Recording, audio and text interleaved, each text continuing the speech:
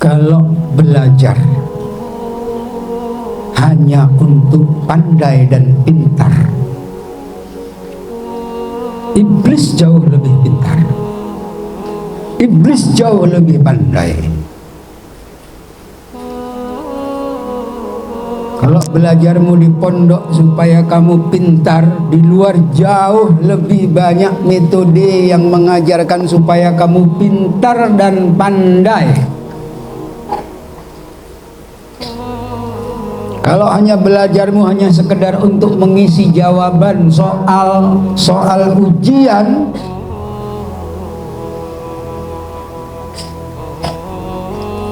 pengetahuan di luar jauh lebih menjanjikan.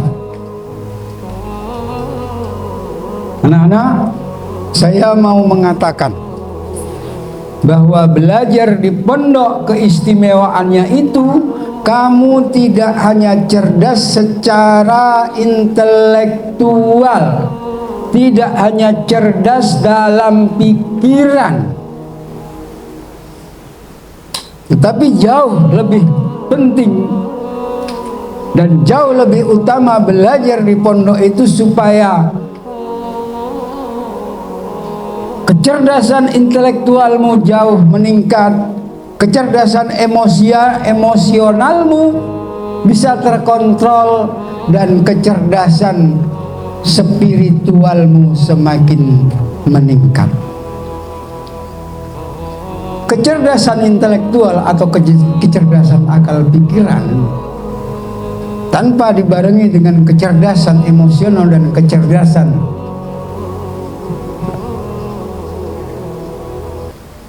agamis hanya akan jadi perusak, hanya akan menimbulkan permasalahan-permasalahan.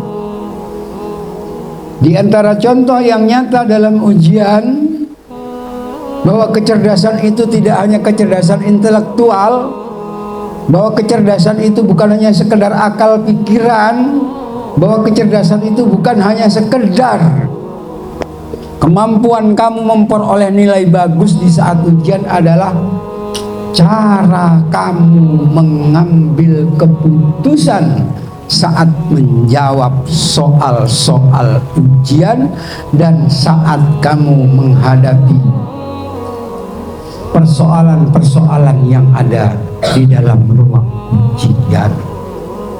Pengambilan keputusan itu berupa apa? Yang pertama sekali adalah cara, metode. Jadi pandaimu tidak hanya berada di dalam otak, di dalam pikiran kepalamu. Tetap saja kita sampaikan, saya sampaikan dari sini bahwa at-thariqatu ahammu minal maddah. Nilai bagus saat ujian itu penting, tetapi cara mendapatkan nilai yang bagus itu jauh lebih penting. Itulah kenapa kalau hanya kecerdasan intelektual tidak dibarengi dengan kecerdasan emosional dan kecerdasan spiritual, maka cara-cara kotor, cara-cara jahat yang dipakai untuk mencapai tujuan, dan itu sama sekali tidak berarti apa-apa. Kamu belajar dan diajarkan sesuatu yang baik di pondok itu untuk bisa menyeimbangkan antara kecerdasan intelektual, antara kecerdasan emosional, dan kecerdasan spiritual. Itulah bedanya santri dengan yang bukan santri. Maka harus ada perbedaan itu dalam dirimu. Ujian itu hanya sarana, bukan tujuan. Nilai rapot yang bagus itu hanya sarana, itu hanya alat, itu hanya benda mati.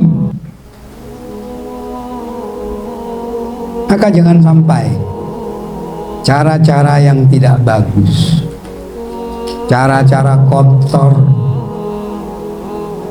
cara-caranya orang munafik, cara-caranya orang fasik untuk mencapai tujuan, selalu menggunakan cara-cara tersebut. Yang terjadi apa? Hanya sebuah kehancuran, hancur. Hancur hidupmu kalau selalu cara-cara kotor, cara-cara jahat yang dipakai untuk mencapai tujuan. Anak-anakku santri dan santriwati, calon pemimpin umat,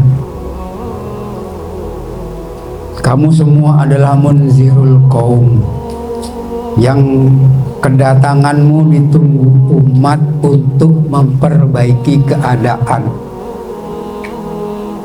Maka laksanakan, ikuti semua aturan yang ada di pondok. Gunakan cara-cara yang profesional, cara-cara yang sportif, cara-cara yang baik untuk mencapai tujuan.